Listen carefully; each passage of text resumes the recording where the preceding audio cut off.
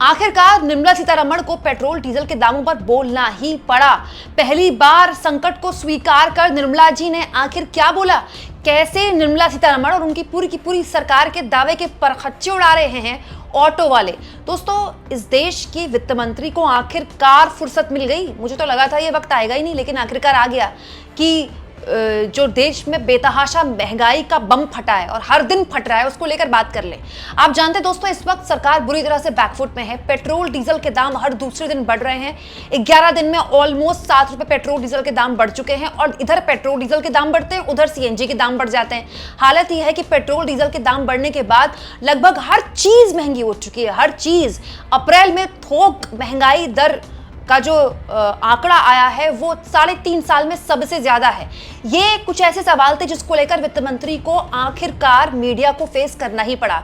लेकिन वित्त मंत्री ने जो बोला है वो सच्चाई से कितने परे है और उनकी खुद की बात का खुद एक आंकड़ा कैसे कलई खोल रहा है तो मैं बताऊंगी ही दोस्तों। इसके अलावा दिल्ली के ऑटो वाले सरकार की इस दलील पर क्या सोचते हैं ये भी दिखाऊंगी। अब दोस्तों, हुआ क्या, पेट्रोल डीजल के दाम से मीडिया जो है दिन भर बैठकर कितना भी बताए कि पेट्रोल डीजल के दाम बढ़ने के 10 फायदे, सच्चाई ये है कि सरकार इस समय अनकंफर्टेबल पोजीशन में है। तो वित्त मंत्री सामने आई, मीडिया से बात की और वित्त मंत्री ने कहा कि ये जो मार्च में हमने एक्साइज ड्यूटी घटाई थी ना, उससे हमें 1 लाख करोड़ रुपए की अगर हमने छूट ना दी होती तो ये दाम तो पहले ही बढ़ गए होते। ये तो सरकार ने अपने ऊपर बोझ लिया अप्रैल में, और जब बोझ लेने लायक की स्थिति नहीं हुई तब जनता पर डाला, नहीं तो ये दाम तो बहुत पहले बढ़ गए होते, 10 रुपए बढ़ गए होते। दोस्तों, इसके अलावा निर्मला सीतारमण ने कहा कि अब जो दाम बढ़ रहे हैं वो ऑयल मार्केटिंग कंपनियां बढ़ा रही हैं क्योंकि वो खरीद रहे हैं और बेच रहे हैं, मतलब कंपनियों के सर पर डाल दिया। अच्छा, सरकार भी देखिए कितनी चालाक है दोस्तों। ये जो तेल कंपनियां हैं, चुनाव जब चल रहा होता तब तो ये दाम नहीं बढ़ाती, ये तेल कंपनियां दाम तभी बढ़ाती है जब चुनाव खत्म हो जाते हैं। दिलचस्प ये है दोस्तों कि ये जो पूरी खबर है ना, ये भी अपने आप में बहुत ही मतलब क्वेश्चन मार्क वाली है। क्यों? क्योंकि भारत सरकार के मंत्री हरदीप पुरी भी यही बयान दे चुके हैं कि एक दिन में 1000 करोड़ का नुकसान हो रहा है कंपनियों को, बेचारी कंपनियां कब तक झेलेंगी। और वित्त मंत्री भी यही कह रही हैं कि भाई कंपनियों को नुकसान हो रहा है तो वो बढ़ा रहे हैं, हमने तो अप्रैल में अपने सर पर बोझ लिया था, अब कंपनियां बढ़ा रही तो इसमें क्या कर सकता है भारत सरकार, क्या कर सकती है। ये भी झूठ है। क्यों? क्योंकि दोस्तों, कल भी मैं आपको दिखा चुकी हूं और आज के दैनिक भास्कर ने बकायदा पहले पन्ने पे ये छापा है दोस्तों कि 90% पेट्रोल पंप चलाने वाली 3 सरकारी कंपनियों ने पिछली तिमाही में 28% से 78% तक ज्यादा लाभ कमाया है। मतलब 3 सरकारी पेट्रोल पंप चलाने वाली कंपनियों ने पिछली तिमाही में, किसी ने 28% तो किसी ने 28 से 78% profit. Can you believe that? मतलब 78% प्रॉफिट कितना होता है? तो बड़ा सवाल ये है दोस्तों कि ये सरकारी कंपनियां तो प्रॉफिट में हैं, और जब प्रॉफिट में हैं तो फिर ये दाम क्यों बढ़ा रही हैं? दोस्तों, भास्कर लिखता है कि 19 महीने में क्रूड के दाम 29% तक बढ़े हैं। 1.32 लाख करोड़ इन कंपनियों ने कमाए, मतलब 1,32,000 करोड़ इन कंपनियों ने कमाए हैं।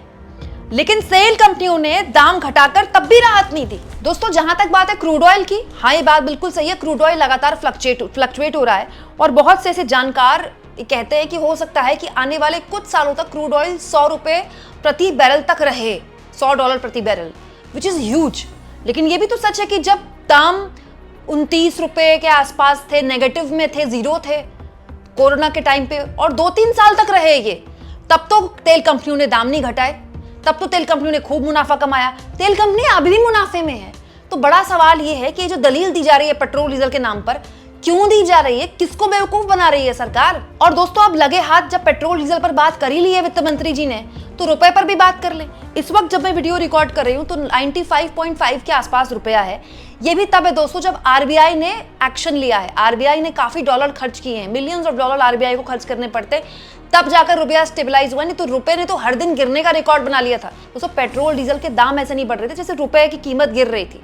तो पॉइंट ये कि रुपया बचा नहीं पा रहे हैं, जो बचा रहा है वो आरबीआई बचा रहा है, और पेट्रोल डीजल के दाम बढ़ रहे हैं। इस पे आप कह रहे हैं कि भैया अप्रैल तक तो हमने अपने कंधे पर बोझ लिया, लेकिन अब सरकारी कंपनियां बचा रही हैं। दोस्तों, रुपए के बारे में एक और बात मैं आपको बताती हूँ। रुपया तो पिछले कई सालों से लगातार गिर रहा है। अगर आप पिछले 6-8 महीने का पूरा रिकॉर्ड देखें तो रुपए गिरने का जो क्रम है वो बहुत जबरदस्त है। ऐसा एशिया की किसी भी करेंसी ने नहीं किया है।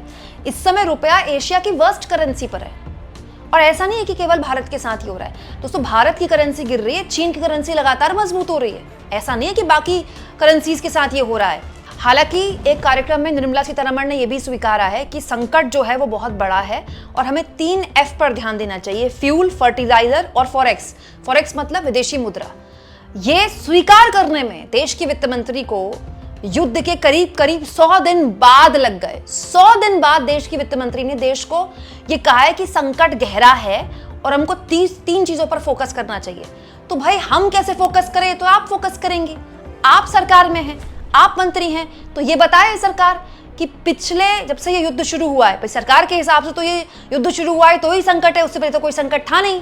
सरकार तो अपनी गलती मानती नहीं है कि पिछले कई सालों में जो सिलसिलेवार गलतियां उसने की है उसकी वजह से जो रुपया गिर रहा है, शेयर मार्केट में जो कत्लेआम मचा हुआ है, लगातार भारत का जो एक्सपोर्ट है उसमें कोई खास इजाफा नहीं हुआ, तो उस सारी बातों पर तो सरकार बात नहीं करती है। सरकार के हिसाब से युद्ध का संकट है। तो चलिए ये बताइए कि जब से युद्ध शुरू हुआ है तब से लेकर अब तक मैडम वित्त मंत्री को इतने दिन लग गए स्वीकार करने में कि फ्यूल का संकट है, फॉरेक्स का संकट है और संकट है फर्टिलाइजर का। दोस्तों यहाँ पर इस एक कार्यक्रम में वित्त मंत्री ये भी बोलती हुई दिखाई दी कि ये जो फियर मॉन्गरिंग चल रही है कि भारत की अर्थव्यवस्था जो है वो कमजोर हो रही है, ऐसा बिल्कुल भी नहीं होना चाहिए भारत की अर्थव्यवस्था के लिए, क्योंकि इतने मुश्किल हालात में भी हम बहुत अच्छा कर रहे हैं। दोस्तों हम इतना अच्छा कर रहे हैं कि हम तीसरी सबसे बड़ी इकोनॉमी बनने वाले थे, चौथी बन गए थे और अब स्लिप करते करते हम छठी पे आ गए हैं। हम इतना अच्छा कर रहे हैं, हम इतना अच्छा कर रहे हैं कि हमारा रुपया जो है एशिया में सबसे खराब परफॉर्मिंग करेंसी बन गया है। हम इतना अच्छा कर रहे हैं कि शेयर मार्केट में हर दिन कत्लेआम का नया रिकॉर्ड बनता है। पता नहीं वित्त मंत्री के लिए अच्छा क्या है, लेकिन वित्त मंत्री यहाँ कहती है कि हमें ऐसी बातें नहीं बोलनी चाहिए। मतलब अगर भारत की अर्थव्यवस्था में कोई दिक्कत है तो हम उस पर बात भी ना करें, अच्छी अच्छी बातें बोलती रहें। दोस्तों नेतागिरी में ये चलता है, नेताओं के आगे अच्छी अच्छी बातें बोलने वाले चमचे होते हैं जो कि ऐसा करते हैं क्योंकि इससे उनको फायदा होता है, नेताजी से उनको मलाई मिलती है चाटने के लिए। लेकिन सरकार में रहकर अगर आप ये कहते हैं कि आपको अच्छी अच्छी बातें बोलनी चाहिए तो आप बोल लीजिए अच्छी अच्छी बातें, लेकिन अच्छी अच्छी बातें बोल के क्या आप अपने सामने जो संकट खड़ा है उसका हल निकल जाएगा? देखिए आज आपको सच्चाई स्वीकारनी पड़ी ना कि फ्यूल, फर्टिलाइजर और फॉरेक्स का संकट है। अब ये बताइए कि संकट से उभरेंगे कैसे आप? संकट तो है, ये तो हम लगातार 90 दिनों से बोल रहे थे। देश जानना चाहता है कि आप निकलेंगे कैसे इससे बाहर। आपको क्या लगता है दोस्तों? कमेंट बॉक्स में जरूर लिखें।